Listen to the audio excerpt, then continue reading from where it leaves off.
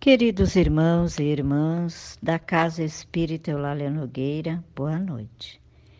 Estamos iniciando o Evangelho no Lar deste domingo, dia 19 de dezembro de 2021. Inicialmente, então, façamos uma prece, elevando o pensamento a Deus, a Jesus e aos benfeitores amorosos e amigos desta casa abençoada. Que possamos ser envolvidos neste momento por uma energia poderosa de amor, para que nossos corações possam sintonizar com as bênçãos do amor do nosso Pai e que se encontram à disposição de todos os seus filhos. Que a vossa luz bendita, Senhor, envolva todos nós que estamos buscando nesta sintonia a paz, a esperança e a proteção. Estamos então iniciando hoje o estudo do capítulo 21, que se intitula Haverá falsos cristos e falsos profetas. No primeiro subtítulo temos Conhece-se a árvore pelo fruto. Teremos aqui então 3 passagens dos ensinamentos de Jesus, escritas nos evangelhos de Mateus, Lucas e Marcos. No primeiro item, temos o seguinte: a árvore que produz maus frutos não é boa, e a árvore que produz bons frutos não é má, porquanto cada árvore se conhece pelo seu próprio fruto. Não se colhem figos nos espinheiros, nem cachos de uvas nas sarças. O homem de bem tira boas coisas do bom tesouro do seu coração, e o mal tira as más do mau tesouro do seu coração, porquanto a boca fala do que está cheio o coração. Lucas capítulo 6, versículos de 43 a 45. Item 2. Guardai-vos dos falsos profetas, que vêm ter convosco cobertos de peles de ovelha, e que por dentro são lobos rapazes. Conhecê-los-eis pelos seus frutos. Podem colher-se uvas nos espinheiros ou figos nas sarças? Assim, toda árvore boa produz bons frutos, e toda árvore má produz maus frutos.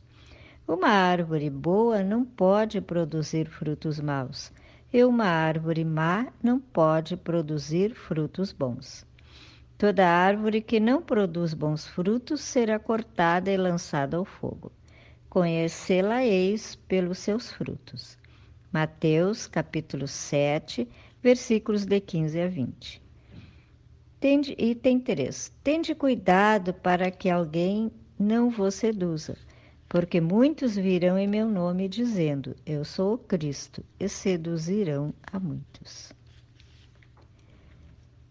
Levantar-se-ão muitos falsos profetas que seduzirão a muitas pessoas.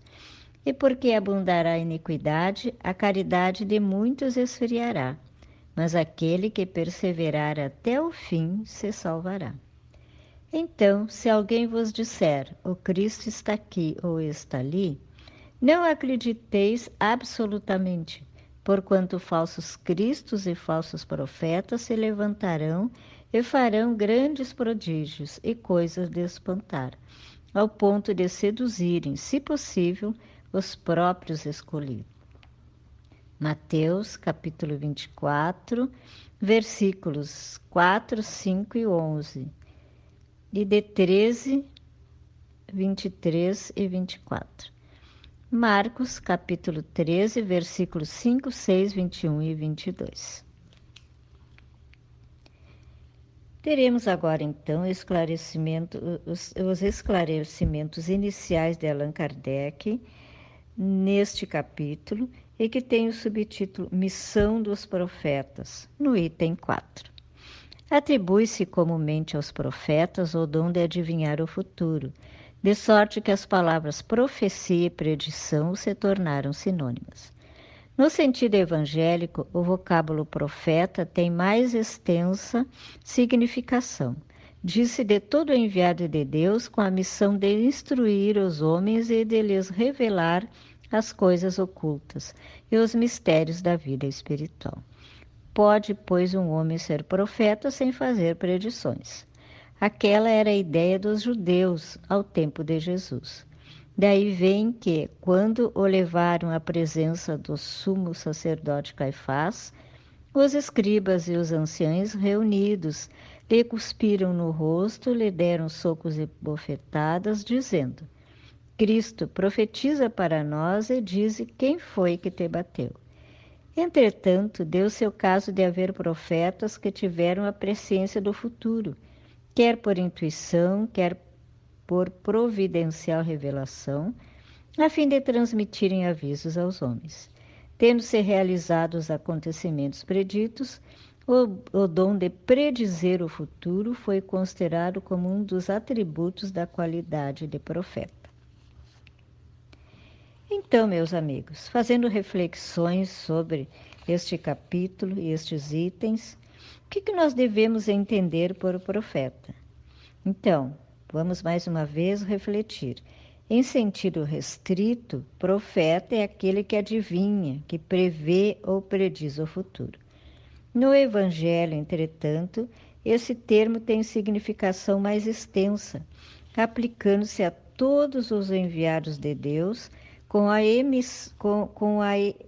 missão de edificarem os homens nas coisas espirituais, mesmo que não façam profecias. Então, cada uma das centenas de religiões denominacionais em que se fragmentou o primitivo cristianismo, ao se fazer comentários do texto acima, classifica como falsos profetas quando exposem e ensinem doutrinas diferentes da sua, suposta a única verdadeira e a única com poderes de salvação. E isso é um erro, pois o Mestre nos diz claramente que a distinção entre os autênticos e os falsos profetas deve fundamentar-se não propriamente naquilo que propaguem, mas na observância ou não dos princípios que aconselhem. Falsos profetas são os que, em toda e qualquer facção religiosa, apenas se limitam a pregar boas normas de conduta, sem exercitá-las no trato com seus irmãos. São os que invocam constantemente o santo nome de Deus, com palavras doces, mas na realidade são servis adoradores de Mamon.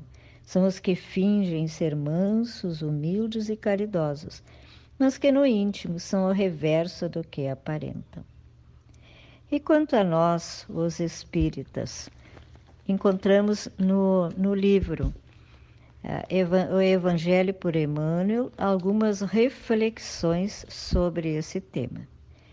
Então, quanto a nós, os espíritas, podemos dizer que ninguém que se consagre realmente à verdade dará testemunho de nós pelo que parecemos, pela superficialidade de nossa vida,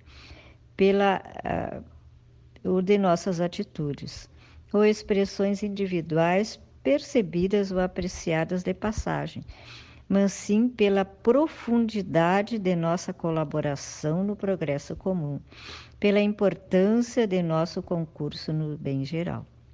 Pelos frutos os conhecereis, disse o Mestre. Pelas nossas ações seremos conhecidos, repetiremos nós.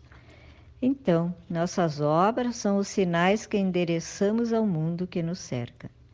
Por elas, criamos no círculo em que vivemos pensamentos, palavras e ações que, por força de lei, reagem sobre nós. Então, não olvidemos que os nossos atos são as legítimas expressões do nosso idioma pessoal no campo do mundo. Faze o bem e a luz sorrirá com a sua alegria. Faze o mal e a dor chorará com suas lágrimas. Então, disse Jesus, pelos frutos os conhecereis.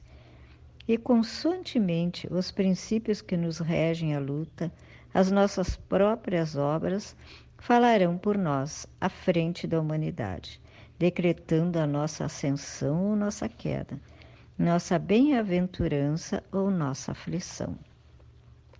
Então, mais uma vez, com essas reflexões endereçadas a nós, os espíritas, nesse momento em que estamos vivendo, em que nós precisamos, sem dúvida, que os nossos frutos sejam as nossas palavras, os nossos pensamentos sejam endereçados sempre ao amor, ao bem, à felicidade de todos.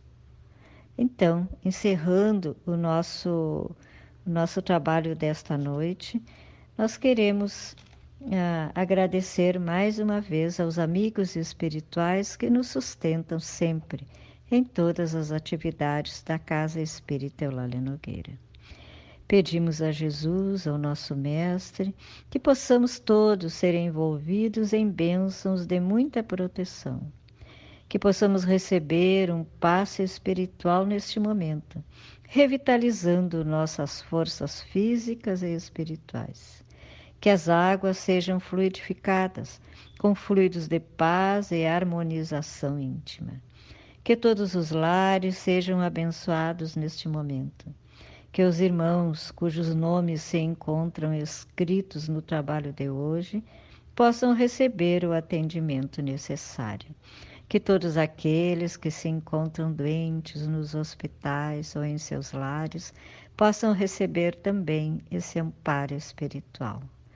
Assim, então, agradecemos por tudo que recebemos nesta noite e que a paz de Jesus permaneça com todos nós. Que assim seja.